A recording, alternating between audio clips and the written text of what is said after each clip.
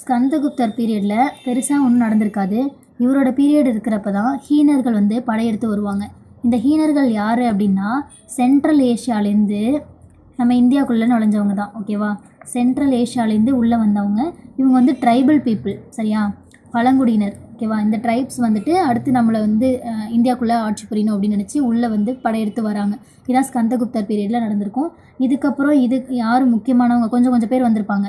இதுக்கப்புறம் ரொம்ப முக்கியமானவங்க யாருன்னா பாலாதித்யர் முதலாம் நரசிம்மவர்மன்னு சொல்லுவாங்க. முதலாம் நரசிம்மகுப்தா. ஓகேவா? இவர் பீரியடில் ஒன்றும் பெருசாக நடந்திருக்காது.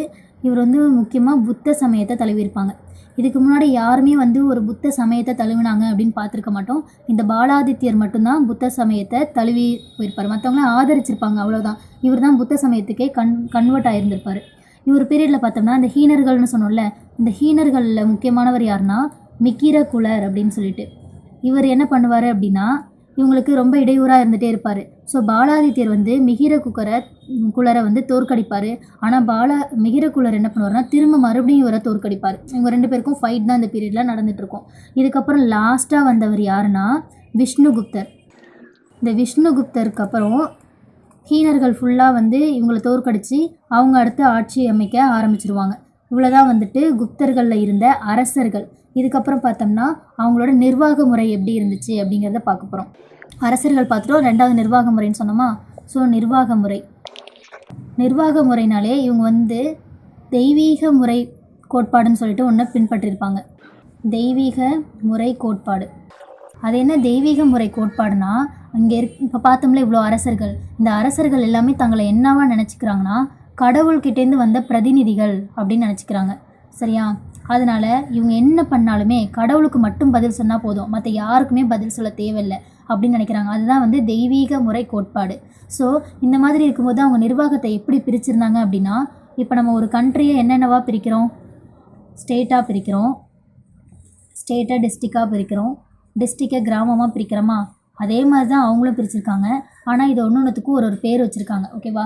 ஸ்டேட்டுக்கு அவங்க வச்சுருந்த பேர் என்னென்னா தேசம் அல்லது புக்தி. ஓகேவா? தேசம் அல்லது புக்தி.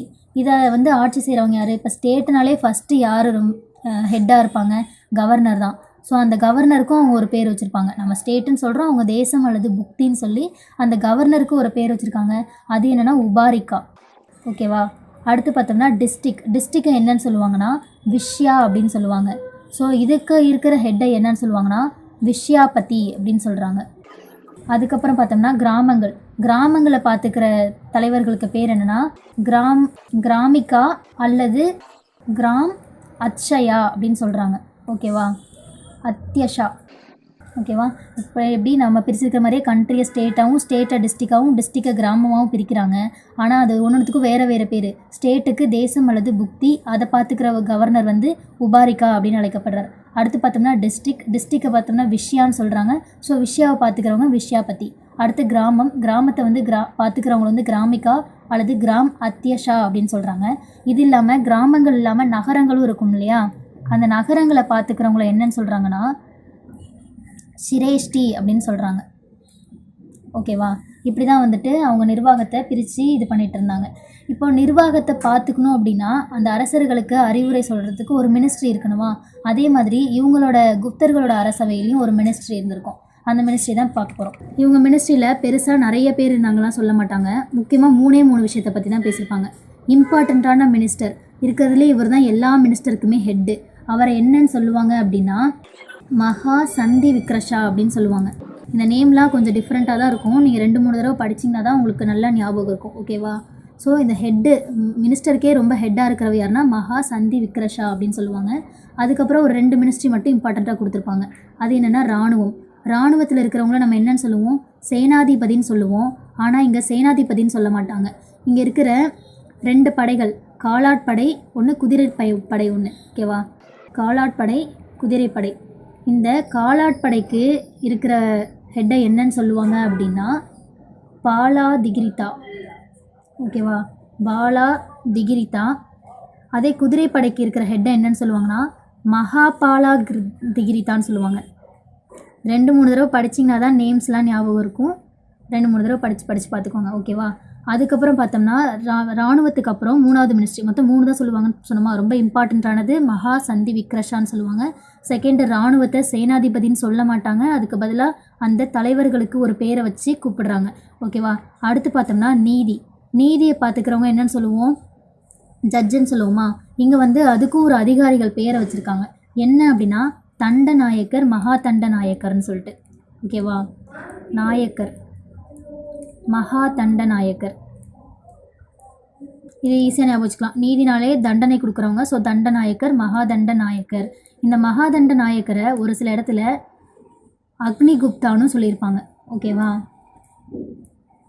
ஸோ இந்த மாதிரி 3 மினிஸ்ட்ரி இருக்குன்னு சொன்னோமா. இதில் இராணுவத்தில் அவங்க பண்ணுற ஏதாச்சும் தவறுகள் இருக்கா அப்படிங்கிறத பார்க்குறதுக்காக ஒற்றர் முறையை பின்பற்றிருப்பாங்க. அந்த ஒற்றர் முறைக்கு என்ன பேருனா துடக்கா அப்படின்னு சொல்லிட்டு பேர் வச்சுருப்பாங்க. ஓகேவா. இதுக்கப்புறம் இந்த நிர்வாக முறையில் பெண்களோட நிலைமை எப்படி இருந்துச்சு அப்படிங்கிறத பார்க்க போகிறோம். பெண்களுக்கு வந்து பெருசாக வந்து ஒரு நல்ல நிலைமையிலலாம் அவங்க இல்லை.